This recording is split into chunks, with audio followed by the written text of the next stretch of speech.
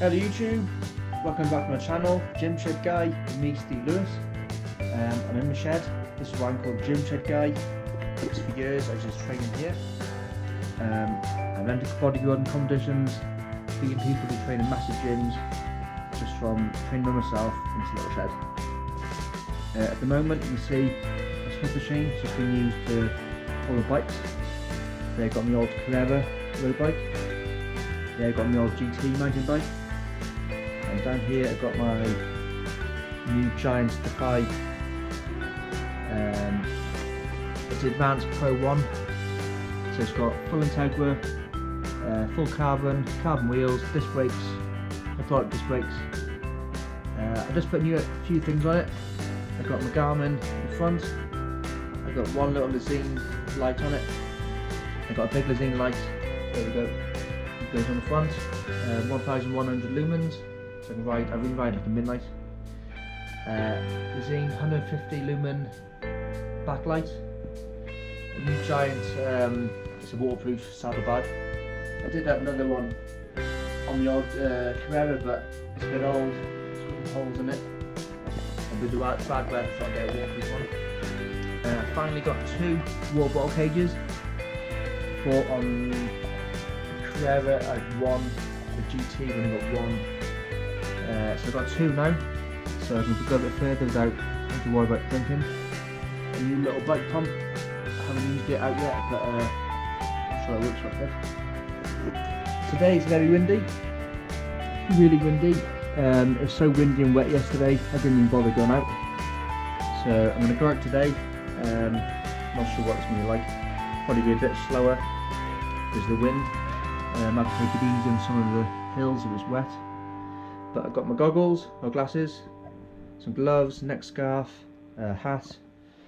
Wearing my overshoes, keep your feet warm and waterproof. Leggings, shorts.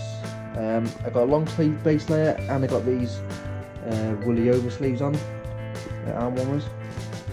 So it should be alright. I'm going to put a GoPro on my chest, just so you can see. I used to have it on my Carrera on the handlebars, but I snapped a couple of brackets because it's vibrating so much. I know now I've got 28mm tyres instead of 23 on mine, so it's more comfortable. The carbon does absorb more shock, but I still keep it on the chest just so it's the body absorbs all the vibrations. But what I do now, I tie it on as well. So I have a little, you can see it, little strap around the chest strap. So if the plastic does break, hopefully it'll still just dangle from the chest. That's what I do actually on my, you can see there on the Garmin, the blue strap. So if the Garmin bracket does break, then the blue strap will catch it. Because I don't really want to drop out of the floor yet. Okay, I'm testing an app I used to use called Mic. Because the GoPro is on my chest, it'll be really windy, so you won't be able to hear my voice. I've got an app where you can plug in the headphone into your, with a microphone on it, into your iPhone. So I'm going to carry my iPhone in my pocket, and then the app uses the audio from the mic instead of the audio from the GoPro, and then you mix them together when you get back. So hopefully I got a lapel mic there. So yeah, I know I've got my iPhone mic there, but it hasn't got a wind protector on it and it's a bit crap. So I've got a lapel mic there, which runs down the black wire into the bottom of the phone. So lapel mic should pick up all the audio. Hopefully it's close to my mouth and it's got the little furry thing on the end, which should be hearing me talking. And then the GoPro on my chest will pick up all the video. It'll still pick up audio, but if it's really wet and windy and crap, I'll use the microphone audio, not the GoPro audio.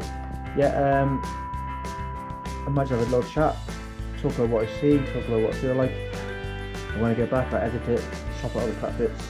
Look on the show like an hour's video of nothing. So okay, yeah, I'm gonna jump on the bike now and head off and show you what I see. just got back from a bike ride. It was 30 miles, rained all the way. Took a bit longer than it did last time because I was going faster than the average speed last time. So I met a man called Jim. I actually met him exactly on the halfway line in the 15 miles. He was going opposite direction to me. I turned around and caught him up. I had to explain to him that I wasn't following him.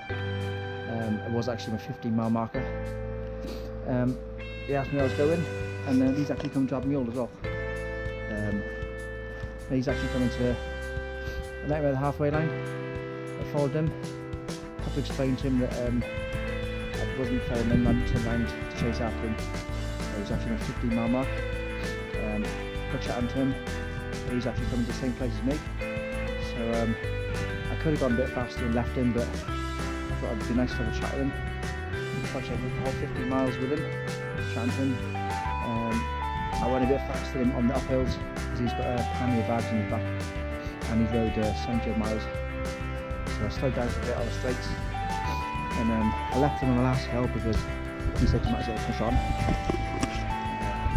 There's the bike, all wet, a bit dirty. My feet are absolutely soaking. My legs feel quite warm, but they are wet. My gloves, hands feel warm, but no, they are wet. Jacket, I feel warm as toast, but I'm not sure how wet I am underneath. It's been raining and windy all the way. I think there's puddles like about this deep, so my feet are actually soaked all the way through. You can feel it dripping in there. Bike needs drying off and greasing and stuff, cleaning and greasing. And then the back cogs, not too bad, but they are black. Yeah, so there's a bike ride. We'll go inside now, dry off, check Strava and see where I went, how fast I went, and do it in segments. I know I wasn't as fast as last time, but it doesn't matter, it's wet and windy, and I had a good chat. Okay, catch you later, see you again.